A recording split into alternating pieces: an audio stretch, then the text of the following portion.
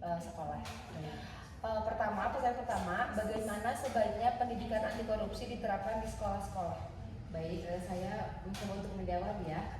Mungkin untuk pendidikan anti korupsi ini harus dimulai dari kurikulum yang terintegrasi dengan nilai-nilai moral dan etika. Tidak hanya itu diajarkan sebagai mata pelajaran khusus, tetapi juga harus menjadi bagian dari kehidupan sehari-hari di sekolah.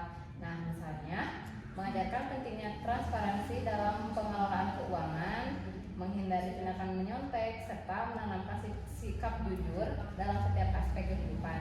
Nah, selain itu juga peran guru dan orang tua juga sangat vital dalam memberikan contoh nyata, bukan hanya teori. Baik. Untuk pertanyaan kedua, apakah ada tantangan yang dihadapi dalam menerapkan pendidikan anti korupsi di sekolah? Baik, tentu saja ada beberapa tantangan. Salah satunya yaitu adalah budaya yang sudah terbentuk di masyarakat yang seringkali menganggap korupsi itu sebagai hal yang biasa saja gitu, atau bisa diterima. Nah, pendidikan anti korupsi ini membutuhkan waktu untuk merubah pola pikir dari siswa tersebut. Nah, selain itu juga keterbatasan sumber daya di beberapa daerah juga menjadi hambatan, seperti kurangnya pelatihan bagi guru atau bahan ajar yang memadai. Nah, namun dengan kerjasama antara pemerintah seperti lembaga pendidikan dan masyarakat, tantangan-tantangan yang tadi telah disebutkan itu bisa diatasi. Begitu. Baik. Untuk pertanyaan yang ketiga, apa peran teknologi dalam mendukung pendidikan anti korupsi ini? Nah, teknologi memiliki peran yang sangat besar dalam mendukung pendidikan anti korupsi. Misalnya, dengan adanya platform pembelajaran digital, materi pendidikan anti korupsi bisa dijangkau lebih luas, termasuk di daerah-daerah terpencil. Teknologi juga bisa digunakan untuk menciptakan simulasi atau game edukasi yang mengajarkan tentang pentingnya transparansi dan akuntabilitas dengan cara yang interaktif dan menyenangkan. Generasi muda dapat lebih mudah memahami nilai-nilai tersebut. Baik. Pertanyaan yang terakhir, apa harapan Ibu terkait masa depan pendidikan anti korupsi di Indonesia ini? Nah, untuk harapan saya ya sebagai guru itu pendidikan anti korupsi tidak hanya akan menjadi konsep yang diajarkan di sekolah, tetapi juga benar-benar diterapkan dalam kehidupan sehari-hari siswanya itu sendiri. Nah, saya sebagai guru berharap juga dapat menciptakan lingkungan yang bebas dari praktik korupsi, dimulai dengan penerapan yang konsisten di tingkat pendidikan melalui pendekatan yang komprehensif, dan saya juga yakin Indonesia bisa menghasilkan generasi yang jujur, transparan, dan peduli terhadap kesejahteraan bangsa. Mungkin sekian, terima kasih atas waktu dan pemikiran yang sangat berharga ini. Semoga pendidikan anti korupsi semakin diterima dan diterapkan secara luas di Indonesia. Ya. Terima kasih juga, semoga kita semua dapat terus berperan aktif dalam memerangi korupsi demi masa depan yang lebih baik. Amin. Terima kasih ya Bu. Ya, mungkin cukup segitu jawaban yang bisa diberikan, semoga bisa membantu. Amin. Terima kasih ya Bu. Ya. Halo Adek. Halo Ibu. Ibu sekarang mau nanya ya. Ibu ada beberapa pertanyaan buat Adek. Nanti Adek jawab sepengetahuan Adek aja tanpa harus takut gitu ya, berani aja. Pertama, apa yang kamu ketahui tentang korupsi? Apa ya? Korupsi itu kayak ini Bu, kayak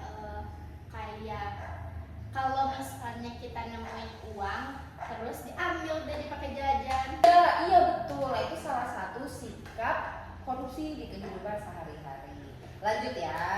Mengapa korupsi itu buruk? Korupsi itu buruk gak bagi negara dan masyarakat? Buruk. Mengapa? Karena kalau misalnya korupsi nanti negara kita nggak punya uang. Betul.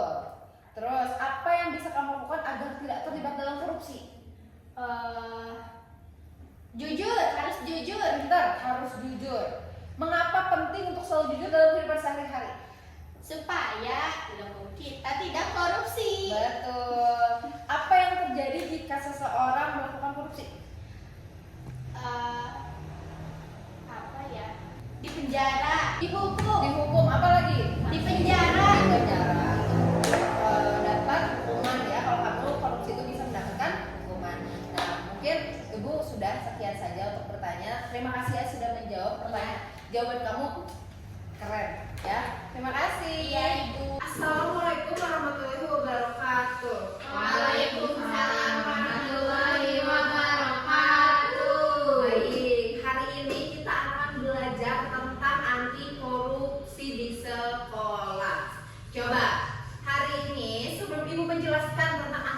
sih ini, ada yang tahu nggak apa itu korupsi? Tahu. Apa coba? Apa korupsi? Mengambil hak yang bukan milik kita. Apa lagi? Ambil uang. Ambil uang. Apa? Ya ambil uang. Apa ada lagi? Berdosa. Berdosa. Oke.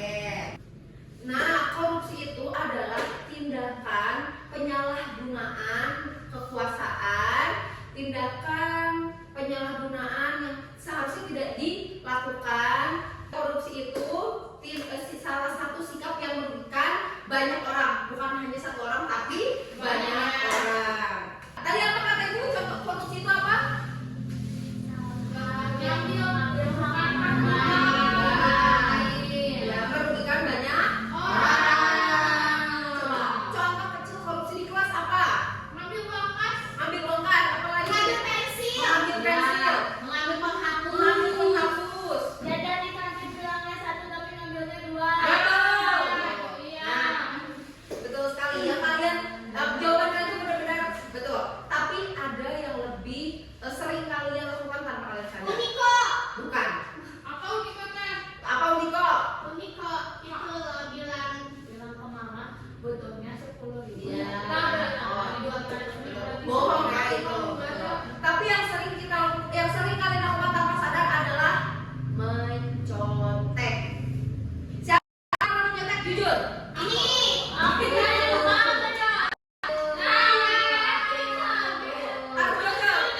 Diana. Nggak jujur berarti korupsi. Oke, salah satunya adalah mencontek. Mencontek. Siapa yang pernah mencontek? Dan pasti kalian pernah kan? Iya. Kenapa susah? Karena kalian belajar. Iya. Tapi sebenarnya itu kalian bisa ngerti kalau kalian Belajar. siswa yang mencontek 1 jam itu adalah salah satu sikap korupsi.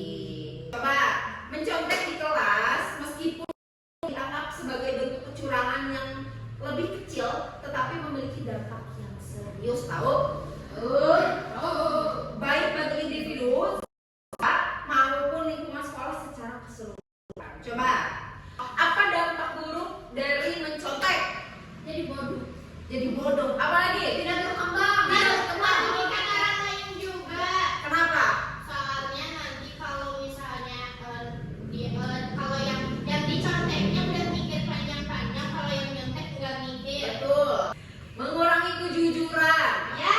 Jadi kalian jadi nggak jujur. Jadi nanti sampai besar bakal terbiasa bohong dan akan Nyontek terus. ya nyontek terus. Dan nanti kan karena kalian udah terbiasa berbohong, udah besar nanti kalian nggak takut korupsi.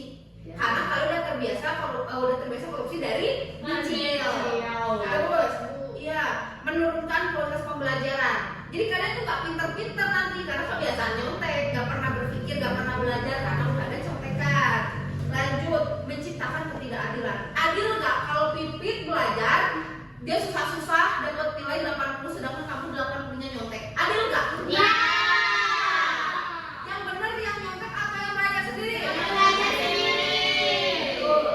Jadi kalian jangan membiasakan diri untuk korupsi dari kecil, karena kalau kalian membiasakan korupsi dari kecil, dari SD, dari kecil, itu nanti kebiasaan sampai besar sehingga kalian nanti bakal korupsi yang lebih besar. Makanya mulai dari hal kecil yaitu tidak mencontek di dalam kelas maupun di luar kelas. Ya. Mungkin pembelajaran anti korupsi ini hari ini hanya sampai sini saja dulu. Kita bahas anti korupsi lainnya di besok. Ya, terima kasih.